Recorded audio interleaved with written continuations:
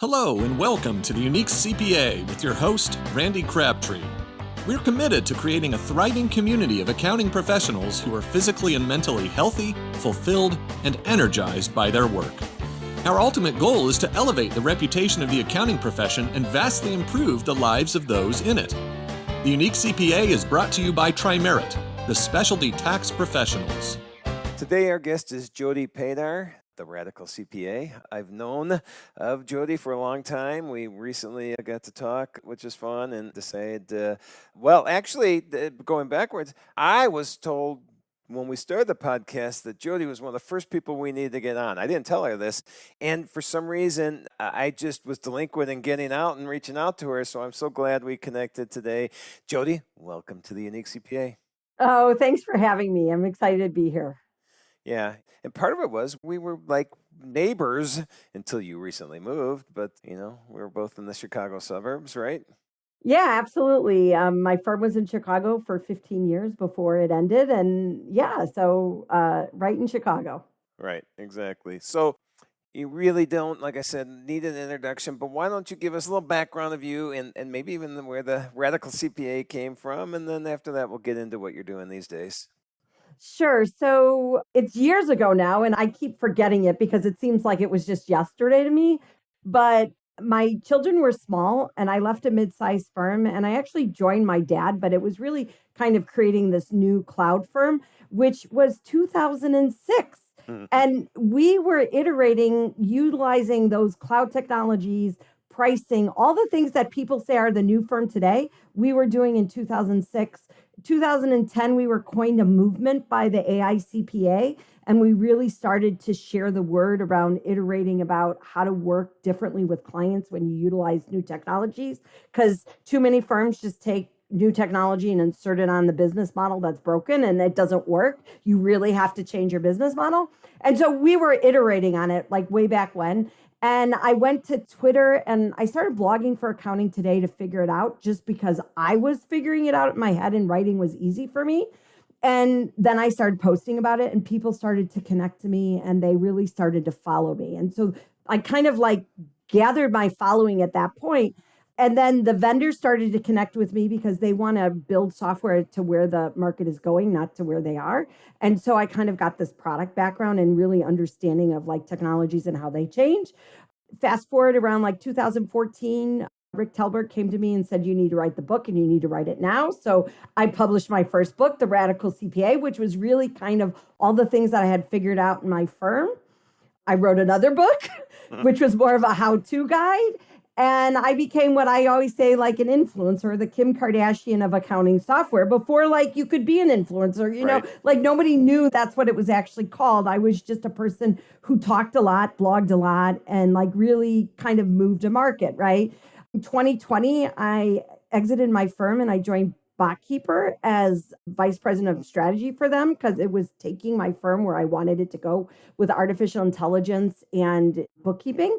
And it was an opportunity for me to really get into the tech side of it and product and like learn kind of the other side because I'd always been on the firm side and doing things.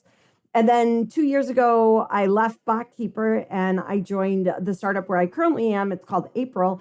And we're developing tax software and a brand new tax engine from the ground up. Right now, we're in the consumer market, but we're shifting kind of to the professional market as well. But we're really thinking about what tax software is going to look in the future. And that's what I do today. I'm vice president of tax strategy and evangelism because, I have a big mouth at April. But I still have my Radical CPA roots and I'm still really passionate about helping the profession as a whole move forward and doing things differently to make their lives better ultimately. Because it's not about the tech, it's not about the business model, it's about having your life and not working a bazillion hours a week and not being happy. At the end of the day, it's about having a life. So you were the original accounting influencer. Awesome. And I believe that's true. I mean, I had heard of you. Through the moniker the Radical CPA years ago, even before people were telling me, yeah, you got to get Jody on the podcast. So I can't believe it took me this long to get you on the podcast. And that's my fault. So Couple things that you said there. In 2006, already cloud integration, efficiencies through technology, all the stuff that I think are so important. I'm not good at it, but I think Right. are so important for firms these days. When you look at what's going on today, what are the big things that you're seeing affecting the profession? And I assume it's going to revolve around technology. Well, I think it's technology and talent. And I think we're at actually the perfect storm to actually change the way we work. And I would have said, oh, like it was going to be cloud, years ago. Right. But when you look at artificial intelligence and how the technology works behind the scenes, and you don't have to worry so much about putting the widget together, which is kind of what my firm and the early adopters really had to figure out. Like it means that the market's going to move so much faster now because you don't have to know AI. You just have to know the problem you're solving, and the AI is just going to work. And I think that's what people don't understand because they think of this technology like it's the technology that we're familiar with from years ago, and they think you have to learn it. But in reality, it's just going to work in the background, and we're not even going to know it's like built in, and things are just going to work so much better. I say it's like 1992 again. If you think about like I started pre-internet, like right when the internet wasn't ubiquitous, and how much like if you were alive and you worked at that time, you realized how much the internet has changed what you do. And I believe like we don't even think of it as being the internet, it's just how we do work. Yep. And I believe that's what AI and machine learning are going to do for us as CPAs. We're not going to be like, oh, I have to go do AI. It's just Right. the work we're going to do. And we don't even have to learn it. Just like you never learn the internet, it just kind of is there. Right. Right. I agree. And I've heard that similar statement before because I think people do freak out about AI. Like, I can't understand this. How am I going to learn how to use AI? And what you said is exactly right. You don't really have to learn. It's just going to be in there. It's going to be part of the tools that you're already using, and it's going to get integrated into them. From that standpoint, I'm sure pretty much everybody out there probably already is using AI For sure. at some level, and they don't know it. I mean, do you see that in integrations already? Well, yeah. So I'll take it back. Do you use Netflix? Does Netflix give you a suggestion as to what you should watch next on TV? Guess what? You're using AI. Right. So people don't even realize that, right? Like it's in already things that we do every day. We just don't realize it. And so I think the bigger thing is it's in these new tools, but I think what's going to be hard for accountants to think about is the brain shift or the mind shift of how we're going to do things. So like if you think about even like machine learning and artificial intelligence on transactions, instead of looking at 400 transactions, now you're only going to review 4 because 400 were already approved and the machine figured out were correct. Right. Whereas before, as an accountant, you had to look at all those transactions and say, yeah, they made sense. Now you're looking at the exception, not everything. And you're going to have to like kind of get to trust that those exceptions, like the machine is smart enough to know that it's only going to give you the exceptions. And so that's the mind shift that I think people are going to have a harder time adjusting to is like, you don't like, and I always say too, like you go to the gas station, do you count your cash every time it comes out of the cash station? Do you, right? Like Yep. Right. it knows. And I think we as accountants, we like double check things that we shouldn't have to double check. So if it gives you these exceptions, you should only look at the exceptions. You don't have to look at the 400 transactions behind it, right? Or it's going to do things that you're not even going to think about. And you're going to be like, okay, wait, what is the problem I'm solving for? And how is the technology going to actually fix the problem? Because the things we used to do aren't necessarily going to be the things we do in the future. So kind of those process changes and things like that are going to be the adaptations for accountants that we're going to have to kind of get used to. Yeah, and I think that's a huge part of it because as a profession, well, we have a mindset that we have to work so hard and we have to do this. And I got this impression that if we don't feel like we're putting in 60 hours a week, we're really just not doing our job. And we have to help everybody. And this is all. And so now what you just said on, yeah, we have to double check what AI is doing, which we know is going to be right. No, don't do it, because that's the efficiencies that this is going to build in. And just like you have to trust the people that we work with, you have to trust the AI, because it Yeah. is accurate. It is going to be. So I will make one caveat about that, though. I yeah, will make the caveat that if it's like a generic model and you're using ChatGPT and you're just asking it something, I wouldn't necessarily always trust that exactly. But if it's a highly specialized model that's built into some accounting or tax software that's already ours, then like I would trust it, right? So I think there's a little bit of like kind of this generic overview of AI versus a tool that's purpose built for accountants. yep, And then those are the ones we trust, just so yep. like there's not any confusion around that. No, and that's a good call. I mean, I use like ChatGPT now just to do some research, but I still am double checking that, just because, Right. and that's the way it is. And whatever, version 4, whatever, is supposed to be so much better than 3.5. I'm just using 3.5. I haven't paid my $20 a month yet, or whatever it is. I probably should. But just for me, I mean, from just that simple thing, when I'm writing, I was writing a part of my mental health presentation recently. I wanted new statistics on it. And when the first version of that presentation, it took me hours to find these statistics that I wanted to throw in there. 52% of us are feeling burnt out at some point in our Right. careers, all this type of stuff. And that took forever. ChatGPT gave it to me in 3 minutes. I took another 5 minutes just to confirm, look Right. at that, search that is an accurate quote, figure out where it came from at least, in which I could have just asked ChatGPT, give me the reference for this. And I wasn't that smart yet, but it did it. And so just that simple thing saved me 2 hours. And that's nothing compared to the accounting integrations and tax integrations that are coming. From an April standpoint, I assume this is something that you're all integrating, or maybe have integrated already. What's the plan there? Yeah. So the way April is thinking about AI is, I'll say it's not the sexy stuff, which like we're using it behind the scenes to Yep. actually read tax instructions. So like when you interface with our product, it's not like you see it and say, oh, that's AI, right? Like Right. then Right. that's what I'm saying. It's not the sexy stuff. But on the back end, it's allowing us to basically code forms 10 times faster than everyone else in the industry, because we're building models to read instructions and then they basically code the tax forms faster. So when the laws change and we go from 2023 to 2024, it's going to take us 1/5 of the developers to do that work, because we're automating that process, right? So that's where we're using it. And again, I it's cool, but it's not like, I don't know, it doesn't make some pretty picture or something. No, right. And it's not, again, but though it's like you said before, it's just going to be in the background. You're going to see it for you in the background. It's helping efficiencies to Correct. put the program together. And I'm sure there'll be efficiencies in other areas. And so, as an example of things that I've seen, so I was just at a conference last week, or this week actually, yesterday actually, man, I don't know where I am or what day it is, where they rolled out things that they're doing with AI for this new program. I don't know if I'm supposed to say who it was, so I'm not going to say names, but it was just like, help write a job description based on putting a couple words into a payroll software. This is what we want. This is the role. Here's the location. Here's whatever. And boom, it put this whole thing together.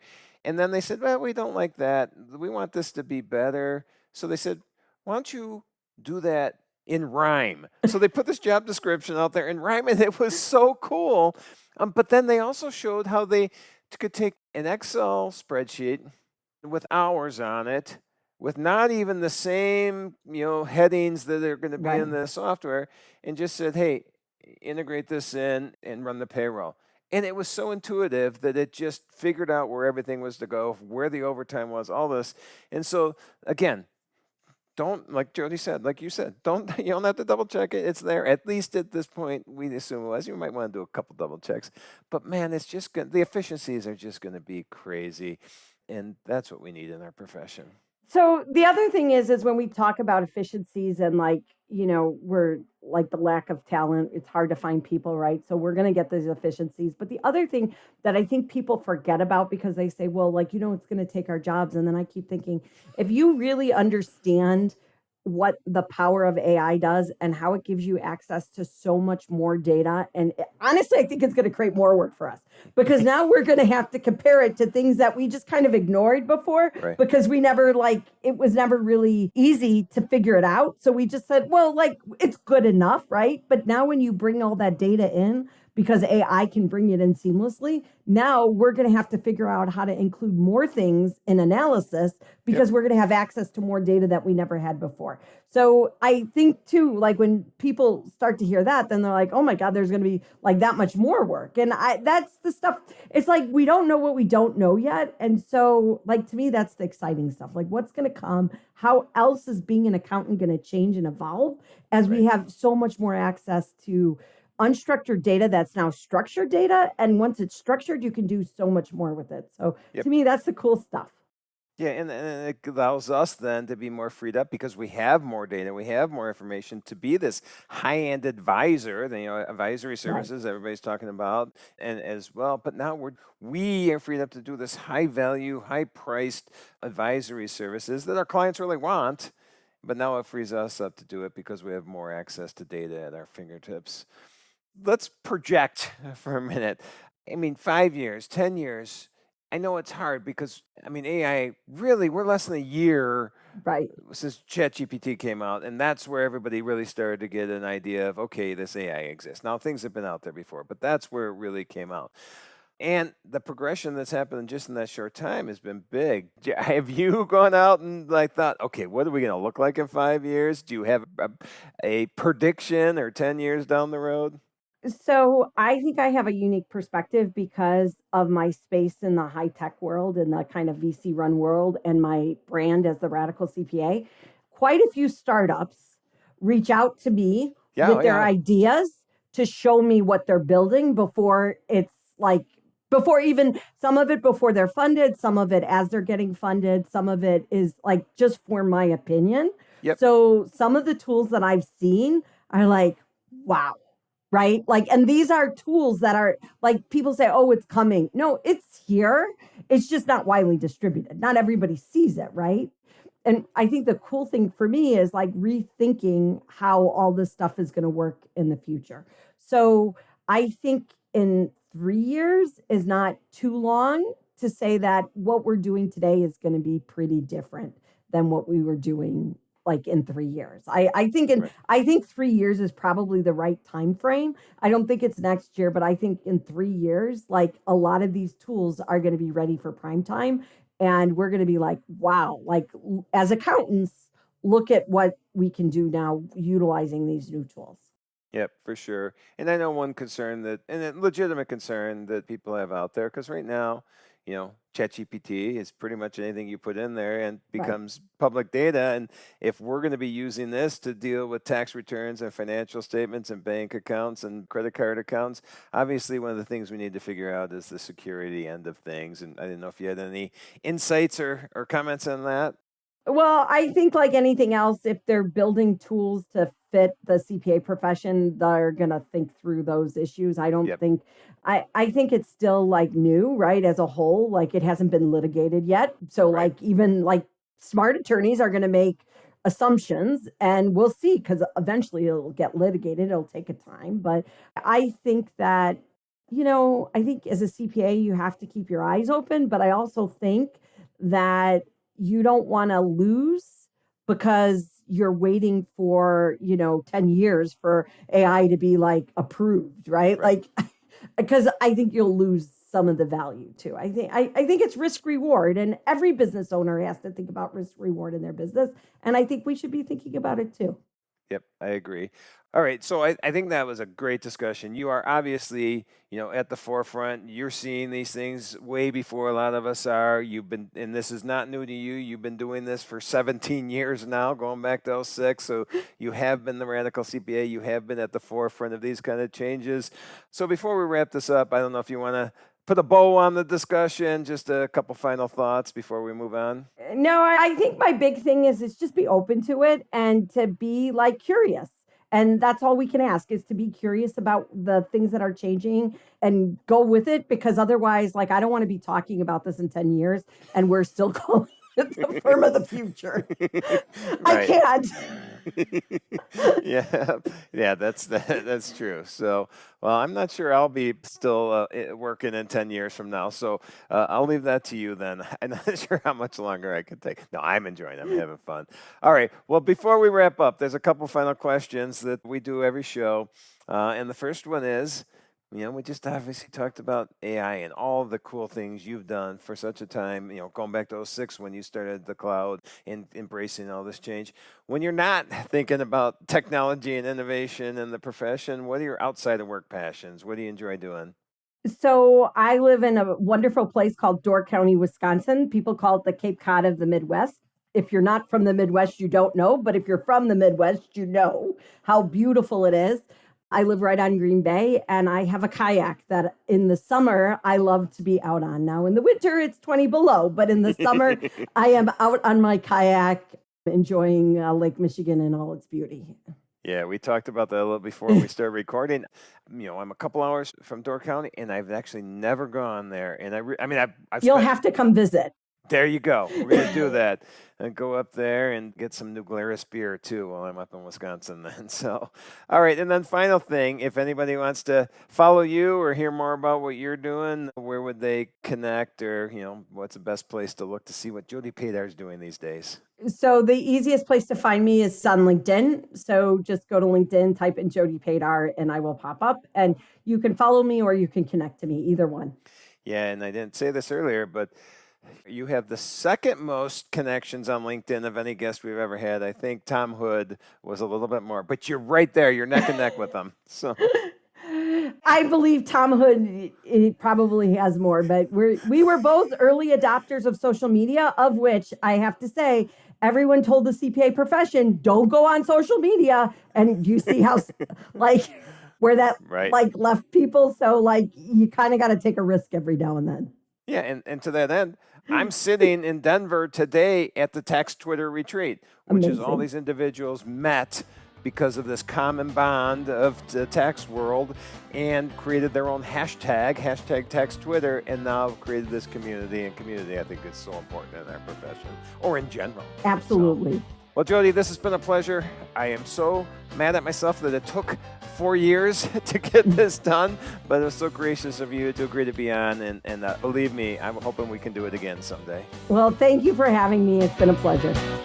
Thank you for joining us today on the Unique CPA. You can find the show notes for today's episode and learn more about TriMerit at theuniquecpa.com. Remember to subscribe and leave a 5-star rating on your favorite podcasting app. And join us next time for more expertise and insights on the Unique CPA. Professionalproductions.net